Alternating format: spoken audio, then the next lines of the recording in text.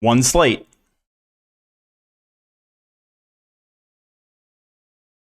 One slate. No one runs worse.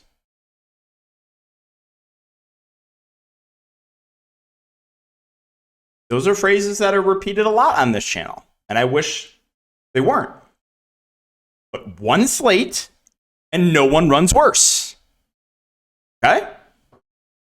One slate and no one runs worse. Oh yeah. 2 injuries I deal with, still easily cash in tournaments. Had Killian Hayes and Chris Duarte not gotten injured, would have been a massive night. You're thinking, oh, that's so incredibly unlucky to get. Like, that is like the most unlucky thing I've ever seen. There's no way you had any more bad luck than that, right? Wrong. Random massive foul trouble for Josh Green and random massive blowout to bail out the faders. It's just unbelievable. And how about Isaiah Jackson? 2 quickest fouls in NBA history?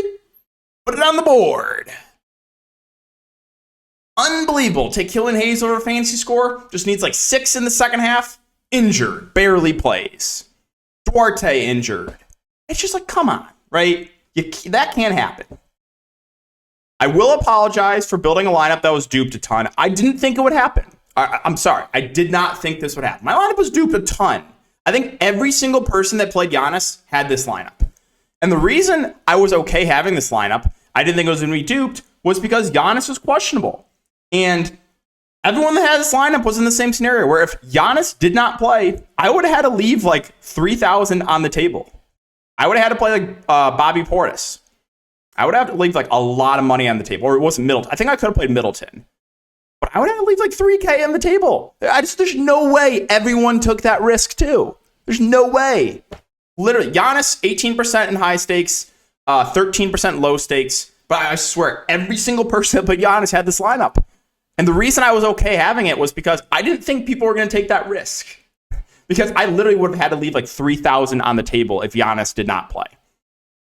But yeah, so that was the recap. There again, Killian Hayes injury, Chris Duarte injury, Isaiah Jackson massive foul trouble, Josh Green massive foul trouble, and massive blowout of the random variety. Just more proof. More proof that no one runs worse. I have to deal with this every day, every single day, and we're still cashing. On a hot streak, and I continue to run awful, right? Hayes, Duarte don't get injured. Green doesn't get in massive foul trouble. Probably a massive.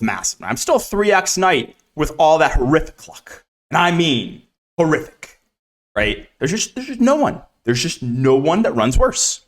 No one. It is not possible. And I know I say that a lot on the channel. I wish I didn't have to. It is what it is, right?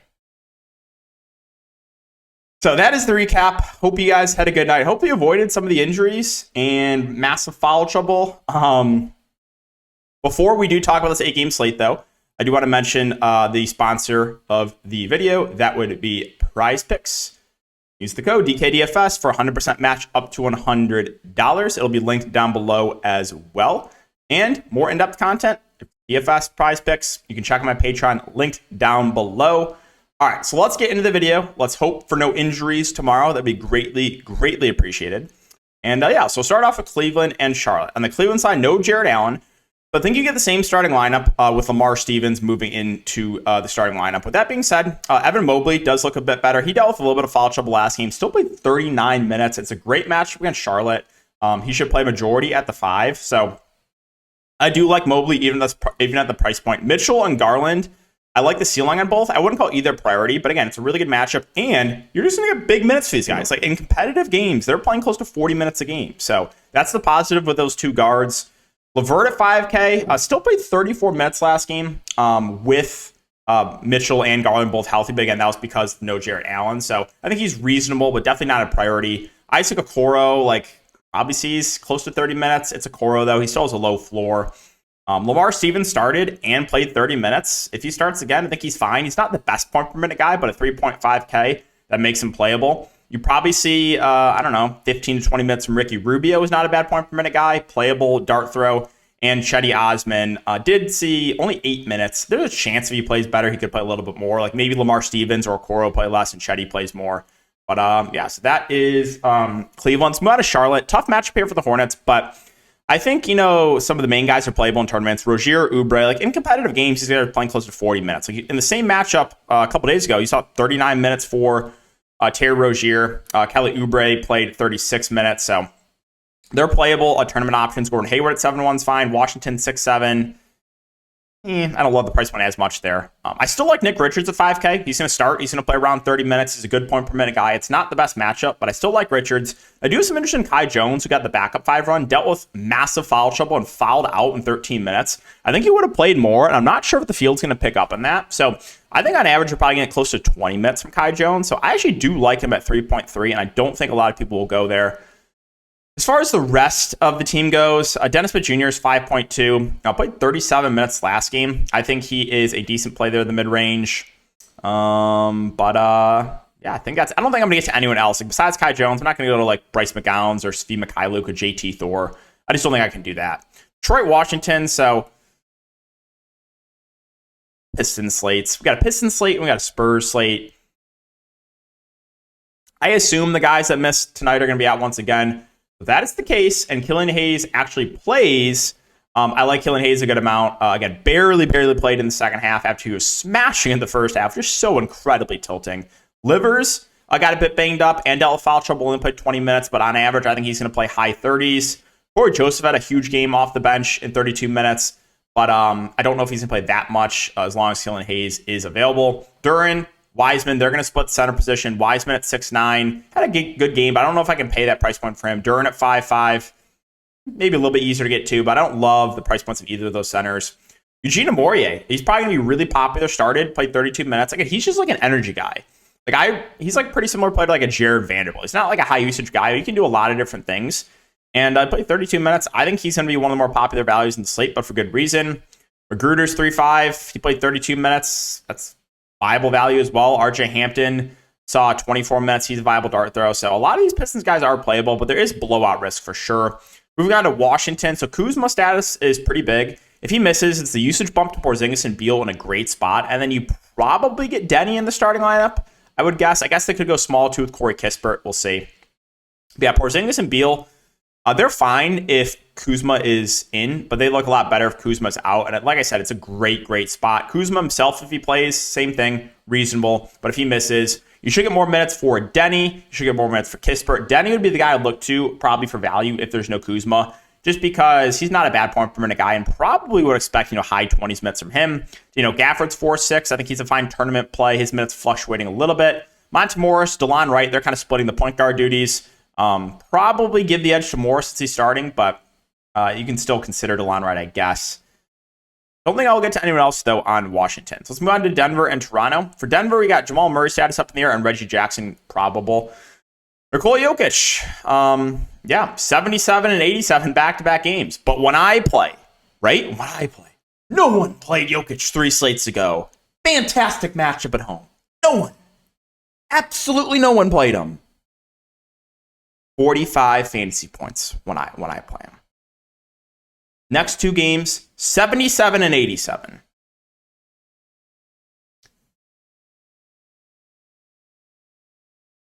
I will say, though, last time they played, Toronto did a decent job defending Jokic. So I don't think he's a must, but still a guy with a massive ceiling. If Jamal Murray misses, I would assume Bruce Brown starts.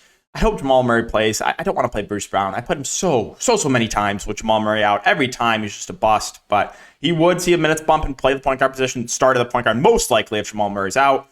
Gordon and MPJ would look a little bit better if there's no Jamal Murray. KCP is always just what he is. And then Reggie Jackson would play a little bit more too if there's no Jamal Murray, but he did get a price hike to 4.8K. All right, moving on to Toronto. So I hate this team when they're full out. I just can't stand it. I can never get this team right, all right? Never. Finally play Van Fleet. Fantastic matchup. Everyone else smashes besides them, right? It's the Scotty Barnes random game that I talk about. 55. When I play Scotty, team to himself, 20 fantasy points.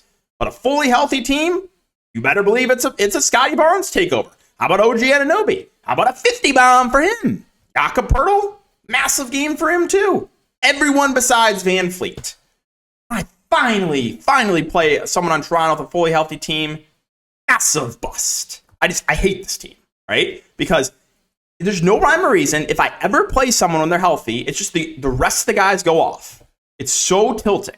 So here's my breakdown. Siakam, Van Fleet, Barnes, Poeltl, OG, they're all playable. If this game stays competitive, at least one of these guys is going to have a good game. Good luck trying to figure out which one's going to be. Gary Trent Jr., 4.4. Minutes of tick down on him. He shot 0 of 9, 2 of 11 last couple games. If he does make a shot, he has a ceiling, so he's playable in tournaments. If you think like Poeltl gets in foul trouble, maybe you can take a shot like Boucher or Chua, but I don't think I'll be going that route. So that's Toronto. It's like probably the quickest breakdown you'll ever get from me, but that's just how it is, all right? So I hate this team so much. Moving on to Brooklyn. So price points finally getting up on these guys, but still think some of these guys are in play. Bridges and Dinwiddie, the two guys with the highest ceiling. I think in a competitive game, you're going to get close to 40 minutes from both. I think I slightly give the edge to Dinwiddie over Mikal Bridges, but I like the ceiling on both. Nick Claxton, 6.6. I think we see around 30 minutes from him. Reasonable option in the mid-range. Cam Johnson just continues to go to the locker room every single time I play him, but if he can stay healthy, he probably plays mid-30s minutes and is a totally fine option in the mid-range. Royce O'Neal, Dorian Finney-Smith, reasonable values, but I'm not getting to anyone else. So there's no standouts this time for Brooklyn, but I still think some guys are playable. On the Oklahoma City side, I think SGA at 9.4 does feel a little bit too cheap. You know, he's not on a limit, clearly. He's playing high 30s minutes. I like the matchup for him. So like Shea there at the top.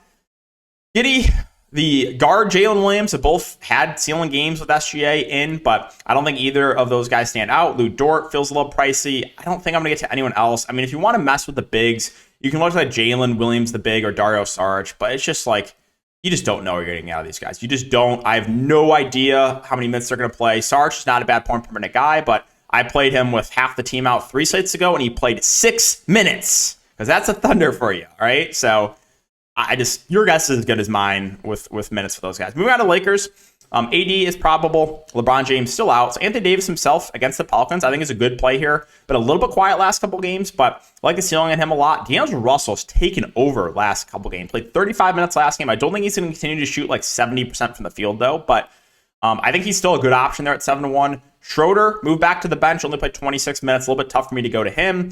Vanderbilt feels priced right. Beasley has really struggled. You will get a decent shooting game from him eventually. When you do, he can break the slate. So he's like a little bit interesting. It's kind of like a buy low candidate for tournaments. Austin Reeves continues to play well, continues to play 25 to 30 minutes. He's a fair play. Troy Brown Jr. should see decent minutes. Probably mid-20s, but he's not the best point per minute guy. Rui Hachimura, 3.8, has been playing, somewhere in the low 20s minute range. A fine dart throw in tournaments. On the Pelican side, this one comes down to Brandon Ingram. He's questionable. Brandon Ingram's out. I really like this Pelicans team. CJ McCollum would be one of the best plays, the slate at 8K. Trey Murphy, Herb Jones get a massive usage bump. They should see a ton of minutes. Trey Murphy went off last game. Herb Jones did as well. So there'll just be a lot to like for the Pelicans. Najee Marshall started. The Faders got bailed out with just a floor game from him, but I think he'd be a good value if he starts again. Josh Richardson will see more run off the bench. He would be a decent option. Larry Nance probably plays the backup 5 and is a reasonable play there at 3.5. And then JV himself, his minutes, you never know where you're going to get from him, but he's a good point per minute guy. Went for 34 fantasy points in 21 minutes last game. So there'll just be a ton to like here for the Pelicans if Ingram is out. If Ingram's in, then I like Ingram and CJ at the top still. Assuming no limitations, still will like Ingram. And then just downgrade everyone else. Downgrade Murphy, downgrade Herb Jones, downgrade Jay Rich. Najee Marshall moved back to the bench. He would get the starting lineup of CJ, Ingram, Herb Jones, Trey Murphy, and JV. Orlando and San Antonio. So you got Franz Wagner status up in the air. And to be honest, I don't know what they're going to do with the starting lineup. I guess they could go to Chuma Okeke. He's been out of the rotation, but he's technically the backup to Franz. So maybe he gets the start if Franz is out, or they just try to go small a bit and move Gary Harris to the 3, maybe move Jalen Suggs in the starting lineup. So I'm curious what happens there if Franz Wagner misses. But as far as the top guys go, Paolo Banchero 7-7. I like the matchup for him. I think the price point feels about right. Markelle Fultz at 6-5. It's kind of up and down, but still a fine tournament play. Wendell Carter Jr. I think is pretty safe at 6-3. We should see, low 30s minutes from him in a good matchup. Anthony, Suggs, they're both fine, but they look better, I think, if Franz Wagner's out. Gary Harris at 3.8K continues to play high 20s minutes. If he knocks down his shots, like he has last couple games, or he goes for 3 steals and 2 blocks, he can get you there. But last couple games, with a bit of an outlier performance for Gary Harris. Not going to get to Mo Wagner at the price point. Not going to get to Bol. And so that's it. Again, I'm curious if Franz Wagner misses, who will start. And then Franz Wagner himself at 6-4, if he does play, just like a filler play. Moving on to the Spurs. How does Devin Vassell not get there last game?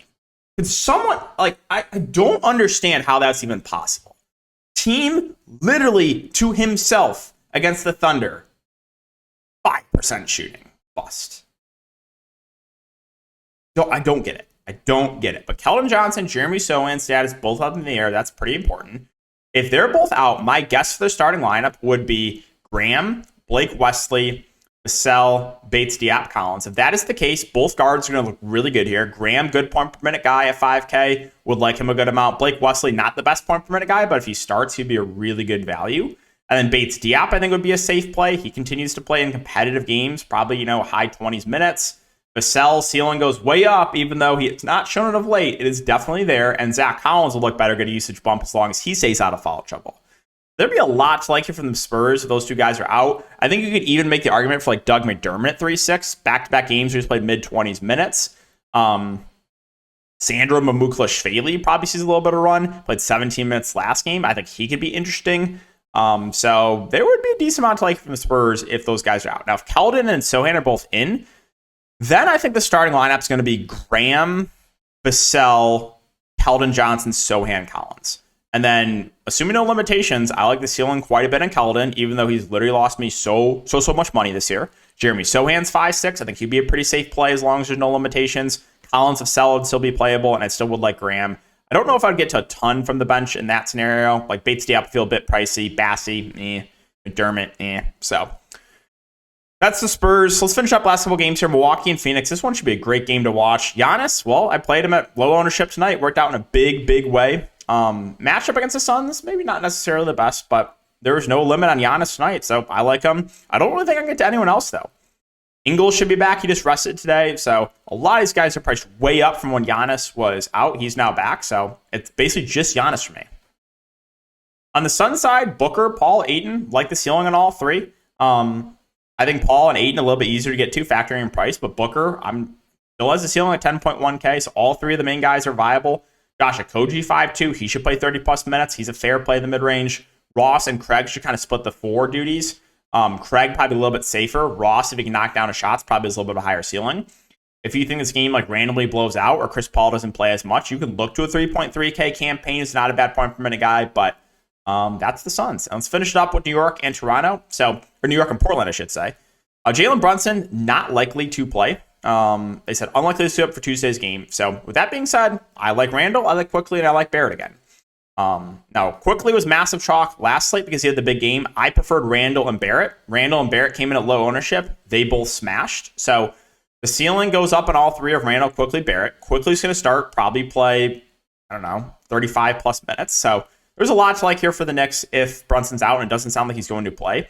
I just mentioned it with Randall, right? I was like, all right, he's not going to continue to shoot this bad, right? It's not like his role changed. He was just shooting awful. 5 of 17, 8 of 22, 5 of 24. And he finally had a decent shooting game, went for 50-plus fantasy points. So like the ceiling on Randall, like the ceiling Quickly, like the ceiling on Barrett. I think Josh Hart is probably, honestly, the easiest to get to because of the price point. He should play low 30s minutes. He's just a guy that can stuff the stat sheet. He's probably not going to kill you. And if he has a decent shooting game, he can have a ceiling. We saw 40-plus from him 3 games ago.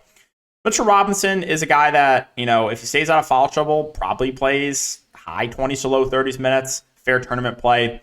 Hartenstein should play the backup 5. If you think Robinson struggles, you can look to a Hartenstein 3-6.